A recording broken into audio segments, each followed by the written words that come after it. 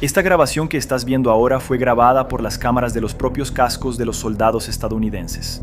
Es 4 de octubre de 2017. Níger, un país en África Occidental. Un camino de tierra en medio del desierto del Sahara. Lo que comienza como una patrulla de rutina cambia completamente en cuestión de segundos. Soldados corren buscando cobertura, detrás de vehículos y arbustos, mientras una lluvia de balas proveniente de todas las direcciones transforma ese camino tranquilo en un campo de batalla. 12 soldados estadounidenses y nigerianos contra más de 100 terroristas del ISIS.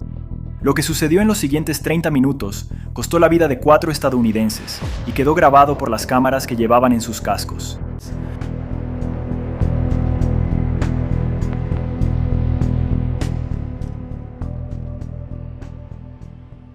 Para entender cómo los soldados estadounidenses llegaron a un camino de tierra en Níger en 2017, necesitas entender una guerra de la que la mayoría de la gente nunca ha oído hablar. Níger es un país enorme en el corazón de África Occidental, más grande que Texas y California juntos. También es uno de los países más pobres del mundo.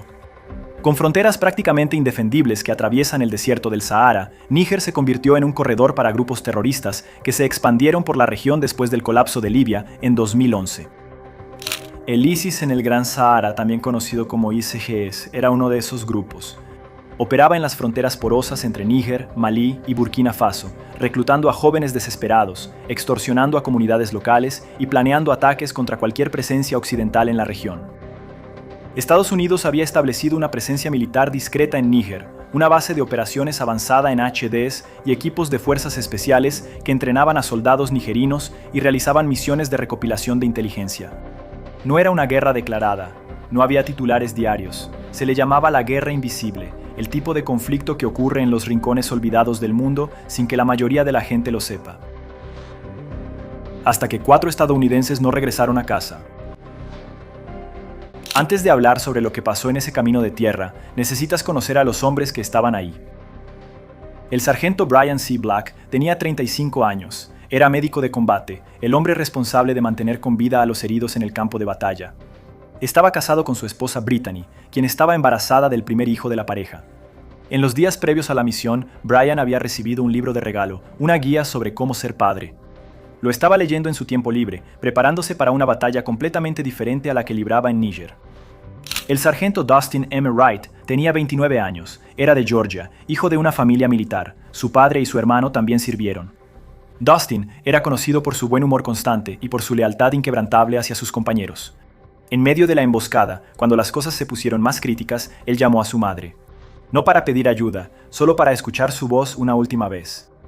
El sargento Jeremiah Johnson tenía 39 años, era el mayor del grupo y un veterano experimentado con múltiples misiones en zonas de conflicto. Tranquilo bajo presión. El tipo de soldado al que los demás acudían cuando no sabían qué hacer a continuación.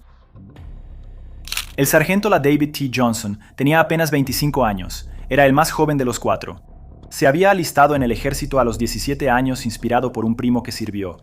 Estaba casado con Maisha Johnson, quien estaba embarazada de la tercera hija de la pareja.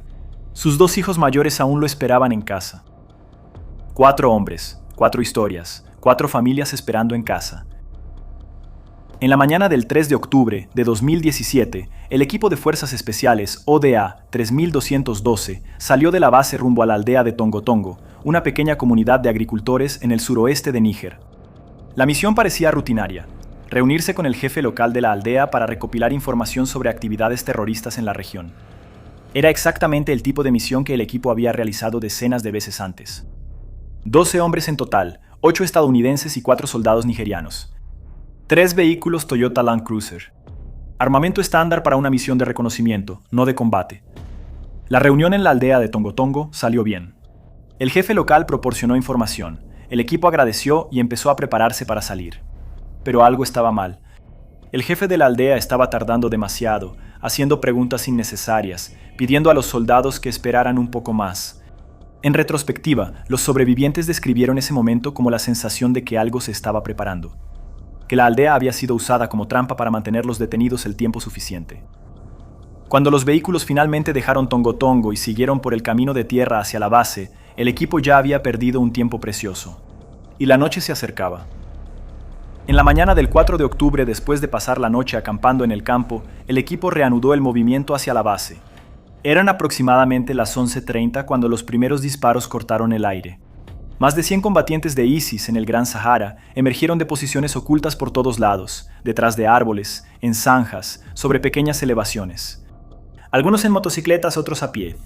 Todos fuertemente armados, con AK-47, ametralladoras y lanzagranadas RPG. Los soldados estadounidenses y nigerianos se vieron completamente rodeados. Las cámaras de los cascos lo grabaron todo. En las imágenes, algunas de las cuales estás viendo ahora, es posible ver la transición abrupta de una carretera tranquila al caos absoluto de disparos, polvo y gritos. Los soldados estadounidenses respondieron de inmediato, salieron de los vehículos y se dispersaron buscando cobertura. Detrás de los Land Cruisers, detrás de árboles dispersos, en cualquier depresión del terreno que ofreciera algo de protección. La proporción era devastadora, 12 contra más de 100. El equipo solicitó apoyo aéreo de inmediato por radio. Pero la respuesta tomaría tiempo que tal vez no tuvieran. El combate duró aproximadamente 30 minutos que parecieron una eternidad para los hombres en ese camino. Los soldados estadounidenses lucharon con una disciplina y profesionalismo extraordinarios, considerando la situación imposible en la que se encontraban. Mantuvieron fuego de supresión mientras intentaban coordinar una retirada ordenada. Se cubrían unos a otros mientras avanzaban de posición en posición. Dustin Wright llamó a su madre durante la emboscada. La llamada duró solo unos segundos, tiempo suficiente para que ella escuchara los disparos de fondo y la voz de su hijo diciendo que estaba bien antes de colgar.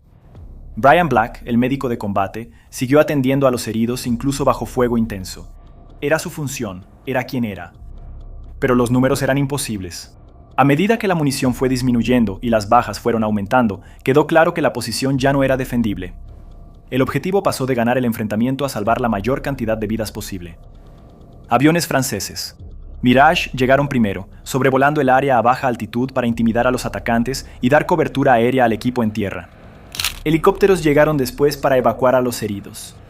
Cuando la emboscada finalmente terminó y se hizo el conteo, el resultado fue devastador. Brian Black, Dustin Wright, Jeremiah Johnson y la David Johnson. 4 estadounidenses no regresaron a casa. 4 soldados nigerianos también perdieron la vida. Pero la historia no terminó cuando terminó la emboscada. Cuando las fuerzas de rescate llegaron al lugar y comenzaron a recoger a los heridos y a los muertos, se dieron cuenta de que alguien faltaba. La David Johnson, el más joven de los 4 soldados estadounidenses muertos, no estaba entre los cuerpos recuperados. Se inició una búsqueda de inmediato. Helicópteros recorrieron la zona, equipos terrestres buscaron cada metro del terreno alrededor del lugar de la emboscada. Durante 48 horas, la David Johnson estuvo desaparecido. Su esposa, Maisha, embarazada, esperaba en casa sin saber si su esposo estaba vivo o muerto. Sus 2 hijos pequeños esperaban a su papá. 48 horas después de la emboscada, el cuerpo de la David Johnson fue encontrado a aproximadamente 1.6 kilómetros del lugar del enfrentamiento principal. Lo que pasó en esas 48 horas, cómo llegó tan lejos del grupo, lo que vivió en sus últimos momentos, sigue siendo en parte un misterio hasta hoy. Las cámaras de los cascos proporcionaron algunas respuestas, pero no todas. Lo que se sabe es que la David Johnson luchó hasta el final y que murió como soldado. En los meses siguientes a la emboscada de Tombotongo, el Pentágono llevó a cabo una investigación completa sobre lo que había sucedido. Las conclusiones fueron duras. La misión había sido aprobada con base en una evaluación de riesgo que clasificaba la operación como de bajo riesgo de combate. Esa evaluación estaba equivocada. La inteligencia sobre la presencia de fuerzas del ISIS en la región era inadecuada. El equipo había partido sin apoyo aéreo inmediato disponible, un protocolo que sería revisado después del incidente. Los soldados lucharon por más de 1 hora antes de que llegara cualquier apoyo aéreo al lugar. 3 oficiales fueron sancionados, se revisaron los protocolos, se actualizaron los entrenamientos. Pero nada devolvía a Brian Black a su hijo que aún no había nacido. Nada devolvía a Dustin Wright a su madre que había escuchado los disparos por teléfono. Nada le devolvía a Jeremiah Johnson y la David Johnson a sus familias. La investigación también reveló algo que los sobrevivientes ya sabían. Los soldados estadounidenses y nigerianos habían luchado con un valor extraordinario en condiciones imposibles, sin apoyo, sin refuerzos. Contra un enemigo 5 veces mayor, habían luchado hasta el final. Imagina despertar una mañana cualquiera, tomar café, preparar el equipo, subir al vehículo rumbo a una misión de rutina en una aldea que ya has visitado antes, y 24 horas después no regresar. Ese fue el último día de Brian Black, Dustin Wright, Jeremiah Johnson y la David Johnson. Hombres que estaban leyendo libros sobre paternidad, que llamaban a sus madres, que tenían esposas embarazadas esperándolos en casa, que tenían hijos que aún necesitaban crecer con su padre a su lado. La emboscada de Tongo Tongo no fue una batalla famosa. No fue el momento que detuvo al mundo. Fue solo una mañana más, en una guerra que la mayoría de las personas nunca vio. Librada por hombres que la mayoría de las personas nunca conoció, en un país que la mayoría de las personas nunca puede señalar en el mapa.